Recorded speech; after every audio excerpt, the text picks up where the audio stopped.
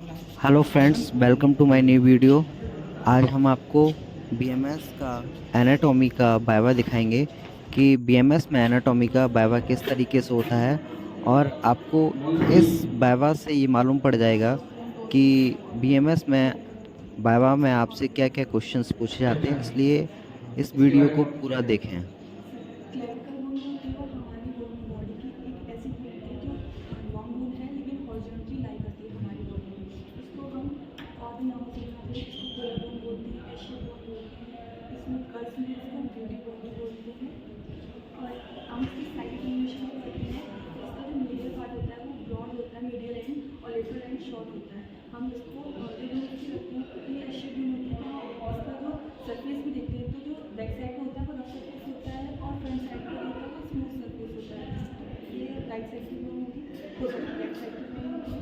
कैसे आपने Asia bone होती है तो इसमें दो तो ये लेफ्ट साइड की कैसे हुई? सर इसका जो ब्रॉड पार्ट है वो मीडियल अटैच होगा, स्टार्टम से होता है। स्टार्टम मीडियम एस्ट्राइड जॉइंट बनाता है। और जो इसका लेटरल एंड होता है वो एक्रोमियम प्रोसेस से जॉइंट होता है। ये शॉर्ट होता है और ये एक्रोमियम थेरेपियो जॉइंट बनाता है।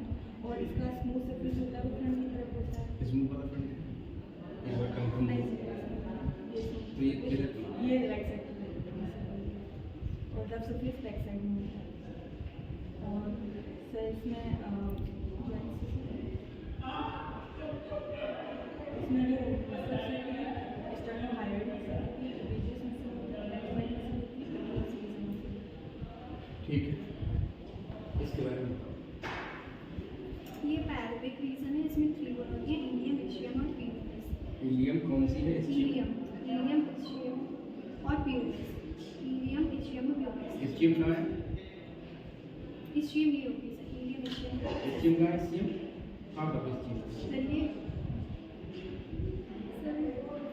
स्कीम स्क्रीन होती है यहाँ से थोड़ा बंद करके देखो, है ना? देखो कोई दिक्कत नहीं, आधा तोड़ के दे दिया तो फुल वाला पकड़ में कोई दिक्कत नहीं। इसको फुल वाला उठा लो है ना?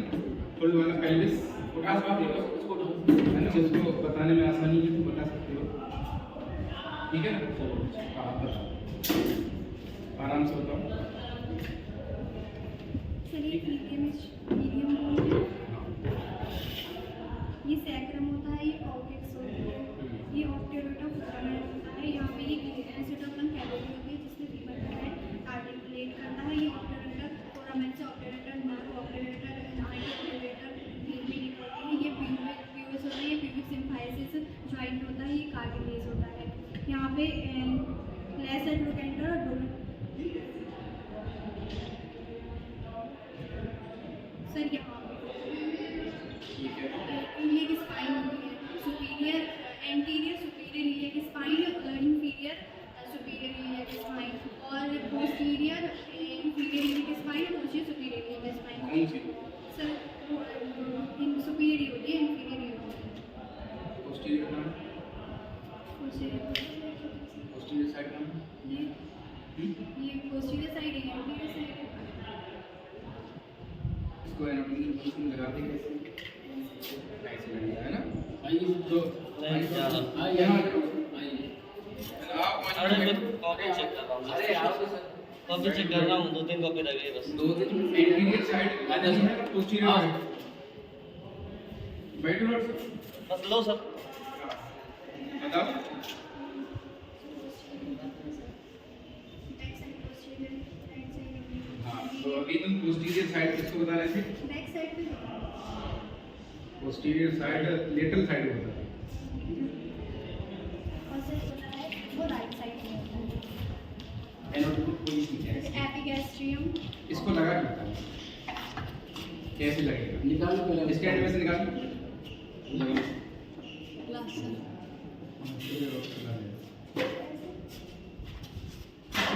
ठीक है ना?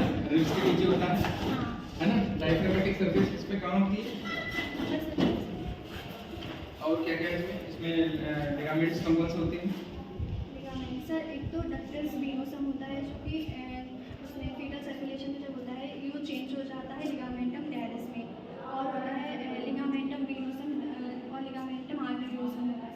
इसमें लिगामेंटम वेनोसम होता है। लिगामेंटम टेरिस भी होता है इसमें? हाँ लिगामेंटम टेरिस इसमें कौन कौन से एरिया होते हैं? सर 3 बॉर्डर होते हैं इसमें, सुपीरियर, इंफीरियर और एंटीरियर। 5 सरफेस होती हैं। 5 सर्फेस होते हैं। कौन कौन सी? एंटीरियर, पोस्टीरियर, मीडियल, लेटरल और इंफीरियर। अच्छा। और इसका वेट? हाँ, मेल में 1600 ग्राम होता है और फीमेल में 1300 ग्राम होता है। ले जाओ। पानी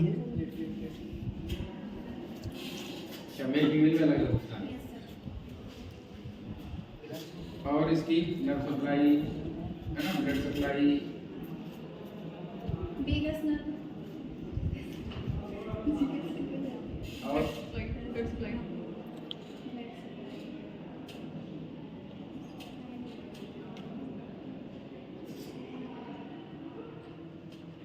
स्टमक के बारे में तुम कुछ बता। ये स्टमक है कि कुछ और है? मछली लग रही है।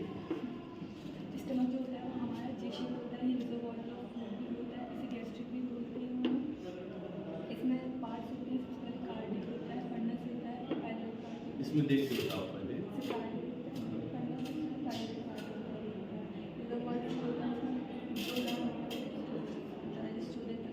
रहता है। और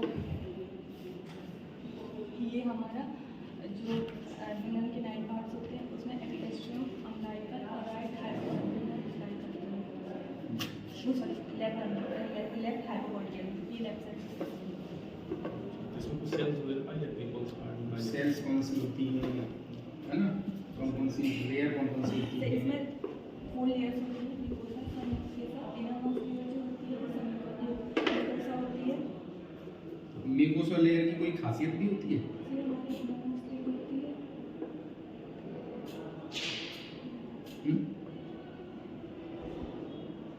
जैसे हम लोग कोई चीज़ तीखा खा लेते हैं ऐसे ही तो हमें कौन बचाता है?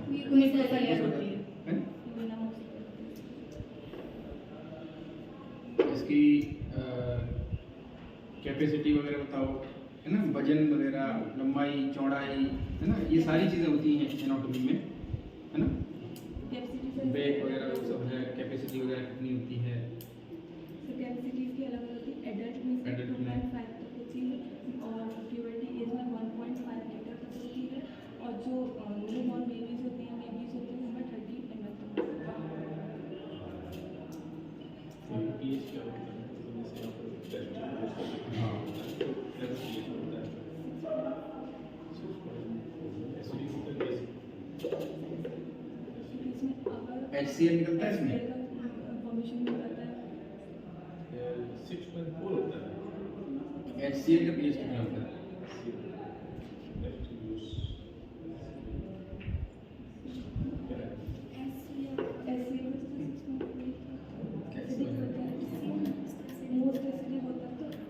सीवियर एसिडिक, है ना, तो कितना होना चाहिए पीएच? पीएच ज़्यादा रहेगा तो क्या होता है? एसिडिक होता है कि कम? कितने से कम? 7 से कम हो तो स्लाइटली एसिडिक है। और अगर वो जैसे मान लो किसी का मान लो 1.3 1.4 ये है, तो यही होता है इसका पीएच HCl, ठीक है ना। सीवियर एसिडिक होता है। मेहनत होता है हाँ। लेफ्ट हाइपोकॉन्ड्रियम, उसके नीचे होता है लेफ्ट।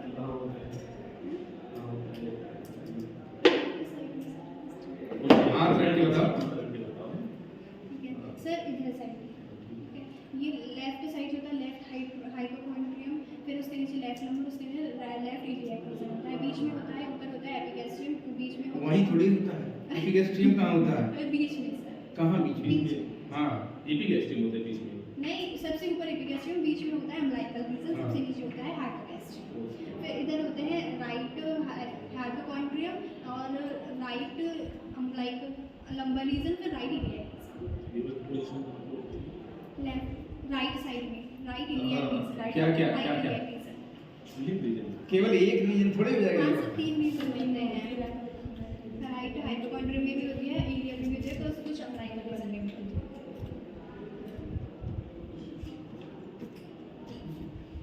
तो ऐसा करो, शुक्र के बारे में क्या जानते हो?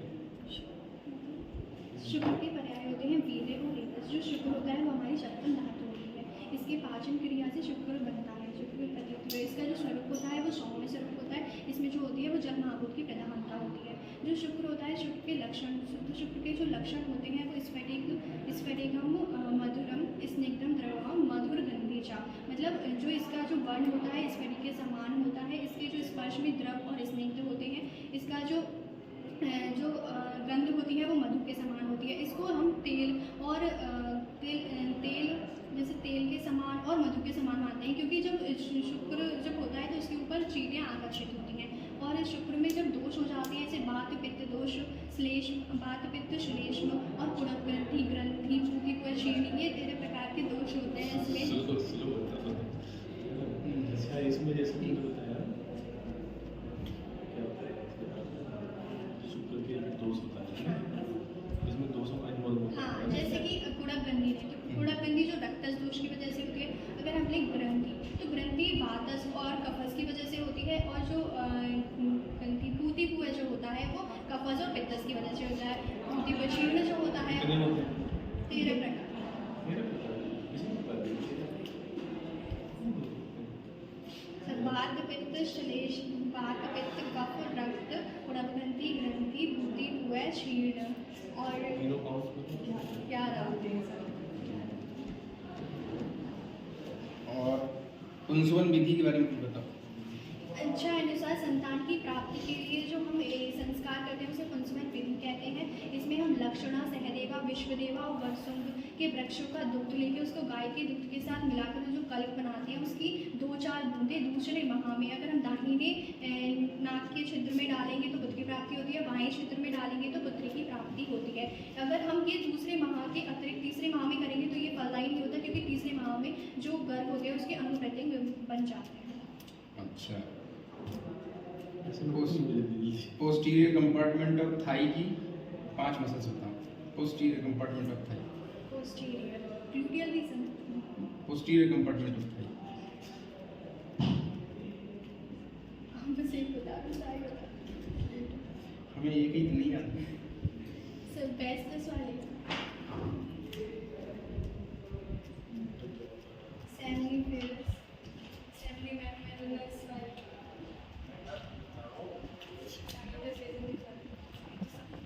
आगे सर ग्लूटियल रीजन की तरह और आर्म की मसल्स बताओ। पूरा पूरा नैना बताएगी आप। रेडियस की सबसे पहले रेडियस में पूरा रेडियस वाला ही आता है पूरा में। हाँ, मसल्स बताओ। सबसे पहले इसमें कोरेकोब्रैचियस आती है, ब्रैकियलिस रेडियस आती है, स्पिनेटर आती है और फ्लेक्सर डिजिटोरम सुपरफिशियलिस आती है, फ्लेक्सर डिजिटोरम प्रोफंडस आती है और एब्डक्टर पॉलिसिस आती है, एब्डक्टर पॉलिसिस लॉन्गस आती है, एब्डक्टर पॉलिसिस ब्रेविस आती है। बिंगिंग ऑफ स्टेपला एक बीमारी होती है, हाँ सर, जो हमारी वो क्यों होती है? जो सेरेटस है, बताओ बताओ। ठीक, बताने दो इसको। जो हमारी सरेटस एंटीरियर मसल होती है, अगर वो कुछ भी फ्रैक्चर हो जाए उसमें, तो जो स्कैपुला होती है वो उसमें विंगिंग ऑफ स्कैपुला होता है। मतलब जो एनाटॉमिकल पोजीशन होती है हम उसको नहीं कर पाते हैं, पुश नहीं कर पाते। विंगिंग का मतलब क्या होता है? तो हम पुश विंग माने क्या होता है? विंग मतलब पंख के समान पंख जैसे स्ट्रक्चर हो जाता है, स्ट्रक्चर पूरी होती है तरह ना? जाता है स्कैपुला। इसलिए उसको विंगिंग ऑफ स्टेपला बोलते हैं। कार्पल टनल सिंड्रोम के बारे में मैंने बताया था, ये बताएं क्या होता है? कार्पल टनल सिंड्रोम जो होता है सर, वो टनल की शेप में स्ट्रक्चर बन जाता है हमारे रिस्ट पे इस तरीके से, और उसमें क्यों होता है? कार्पल जो हमारी मीडियल नर्व होती है उसमें कोई प्रॉब्लम आ जाती है तो भी कार्पल टनल सिंड्रोम हो जाता है। आलसी वगैरह होती है, कंप्रेस होती है, क्या होती है ये बताइए। सर, जो हमारी मीडियल नर्व होती है, अगर हम ऐसे गिरते हैं, जो फ्रैक्चर होता है, जो मीडियल नर्व होती है वो अल्ना के द्वारा कंप्रेस हो जाती है। किसके द्वारा? अल्ना के द्वारा। अल्लाह द्वारा कैसे? सॉरी, जो बोन होती है ना, कार्पल टनल बोन होती है उनके, कार्पल में इसके कौन सी वाइड बोन है? इसके वाइड के द्वारा, इसके किसके एफर्ट के दौरान होती है? दूसरी बोन का नाम ल्यूनेट। ल्यूनेट के द्वारा जो मीडियम नर्व है वो कंप्रेस हो जाती है, उसके कंप्रेस होने से जो हमारा रिस्ट होती है वो ड्रॉप हो जाती है, उसी को कार्पल टनल से कार्पल बनती है इसमें, टनल बनती है इसमें, टनल। हाँ, जो हमारी जो रिस्ट होता है उसमें 8 बोन्स होती हैं, 4 ऊपर 4 नीचे, वो ऐसे टनल लाइक शेप है। वो बनती है, इसीलिए इसको कार्पल टनल सिंड्रोम कहते हैं। सिंड्रोम क्यों कहते हैं?